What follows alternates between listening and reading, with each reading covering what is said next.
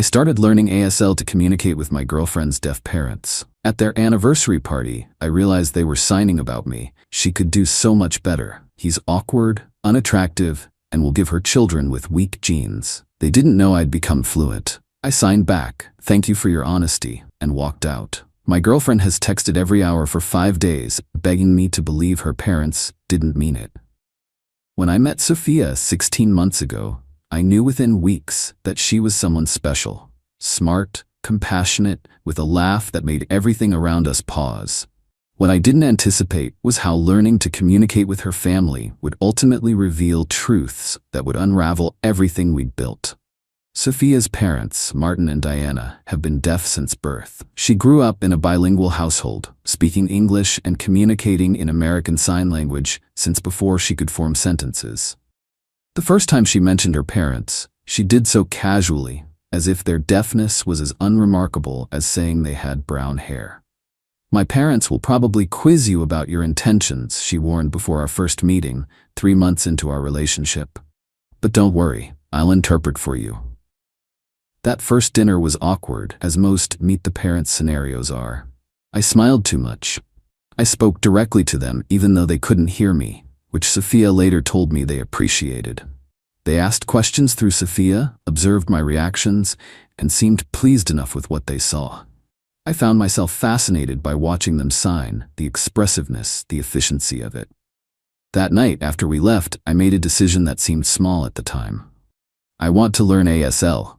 I told Sophia as we drove home, not just basic phrases, but really learn it. I want to communicate with your parents myself. Her eyes lit up. "You would do that? Most people don't bother." "Of course," I replied. "They're your family." I didn't tell her, but I signed up for classes the next day. I also found a deaf mentor, Reed, through a local community program. I practiced daily, often staying up late watching ASL videos online. It was challenging. Linguistically, ASL is nothing like English, with its own grammar and structure. But there was something beautiful about learning a language that existed in movement rather than sound. For 9 months, I kept my progress a secret from Sophia and her family. I wanted to be conversational before revealing my efforts. During our visits with her parents, I'd recognize words and phrases here and there, but pretended not to understand, letting Sophia interpret as usual. I knew from my studies that eavesdropping is considered extremely rude in deaf culture, so I was careful not to react to anything I happened to catch. It was difficult to hide my skills from Sophia, who sometimes caught me absently signing to myself when deep in thought. I explained it away as practicing basic phrases. In reality, I had advanced to upper intermediate fluency faster than even my instructors expected. Reed said I had a natural aptitude for visual spatial language, which made sense given my background in architectural design. Finally, on Sophia's birthday, I decided to reveal my secret. We went to dinner with her parents, and after the meal, I began signing directly to them. "Thank you for raising such an amazing daughter. I've been learning ASL because I want to know you both better, without Sophia always having to translate." The look of shock on all 3 of their faces was priceless. Diana burst into tears, while Martin's stoic expression melted into a wide grin. Sophia was speechless, both verbally and in sign. From that point on, my relationship with her parents seemed to transform. We could communicate directly, without the buffer of interpretation. Martin began inviting me to deaf community events. Diana would send me articles about deaf culture and history. It felt like I had been welcomed into their world. Or so I thought.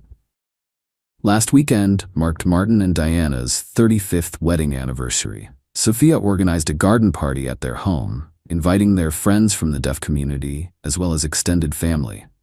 I'd been helping with preparations for weeks, even designing custom invitations incorporating ASL graphics. The party was a success. Good food, warm weather, and lively conversation, both spoken and signed. I found myself drifting between groups, sometimes interpreting for hearing guests, other times fully immersed in ASL conversations. I was proud of how far my skills had come, comfortable enough to express complex thoughts, and even joke in my second language. As the evening wound down, I was helping clear dessert plates when I noticed Martin and Diana standing near the rose trellis, partially obscured from most guests, but visible to me through the kitchen window. They were having what appeared to be an intense conversation. I wasn't trying to eavesdrop, but as I looked up from the dishes, I caught my name sign, a modified letter D with emotion suggesting drawing, referring to my profession. What followed made my blood run cold. I don't understand why she stays with him, Diana signed to Martin. She could do so much better. Martin nodded. He's awkward with everyone but us, not particularly attractive, and will probably give her children with weak genes. Remember how he mentioned his family's history of heart problems? At least he learned to sign, Diana replied. But that doesn't make him good enough for her. Dr. Chen's son has been asking about her. He's handsome, a surgeon, and his mother is deaf. He signs beautifully. Give it time, Martin signed. These relationships usually fade. She'll realize eventually. I stood frozen, plates in hand, a sick feeling spreading through my chest.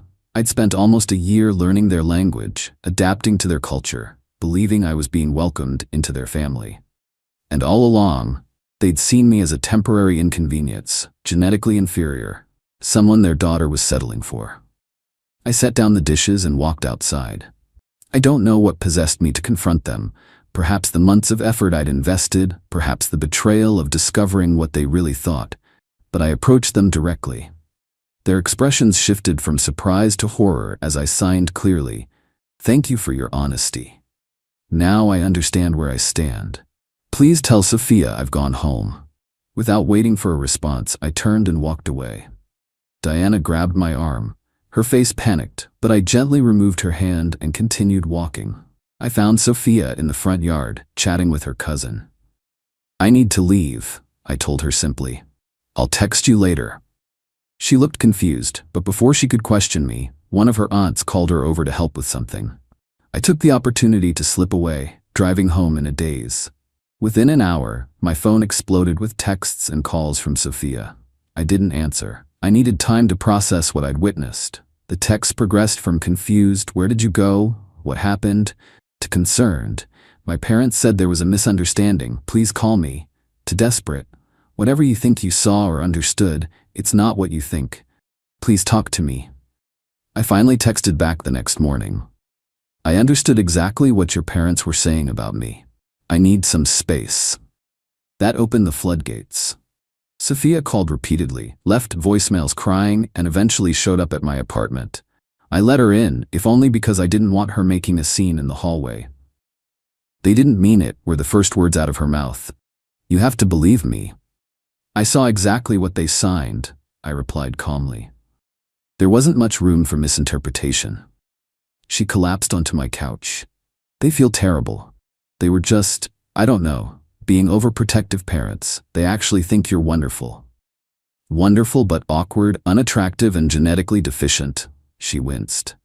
"I didn't expect you to understand all of that. Some of those signs are very contextual." "Sophia, I've been studying ASL for almost a year. I have a deaf mentor. I understand contextual signs.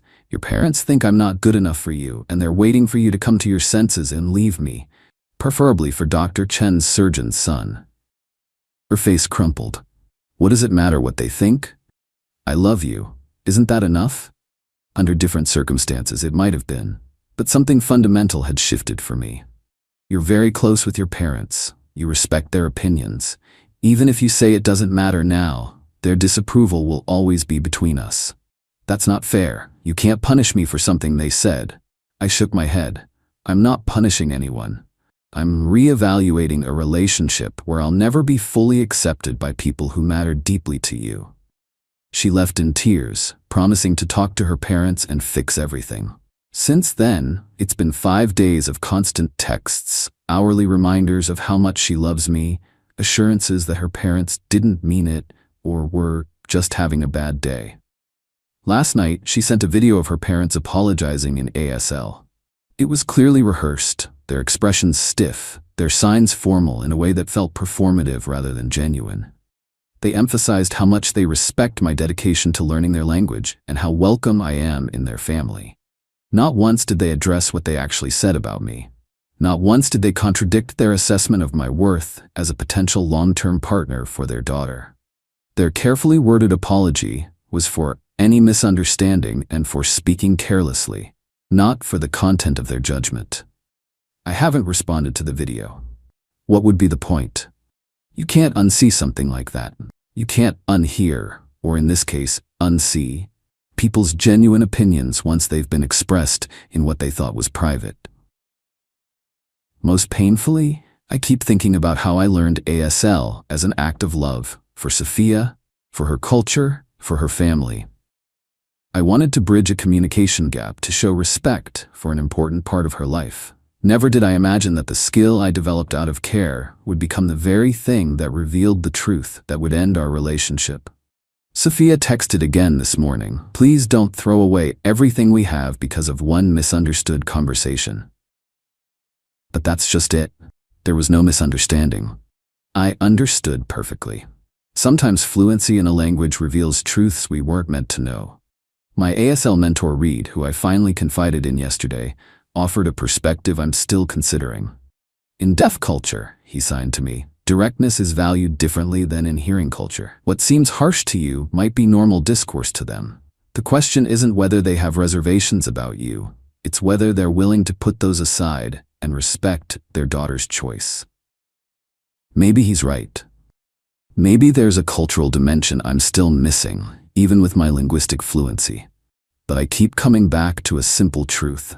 If Sophia's parents truly believed I was worthy of their daughter, they wouldn't be waiting for our relationship to fade. They wouldn't be discussing my genetic inferiority while celebrating their 35 years of marriage. I've decided to take a full week before making any final decisions. I've muted notifications from Sophia, though I can see the texts still coming in hourly. I need clarity that isn't clouded by her desperate attempts to rationalize her parents' behavior. In a bitter irony, I find myself still practicing ASL daily. It's become an integral part of how I think, how I process information. I've gained a language and lost a relationship, all because I wanted to say I love you to someone in the way that would mean the most to them. Sometimes understanding others too well comes at a cost you never anticipated paying.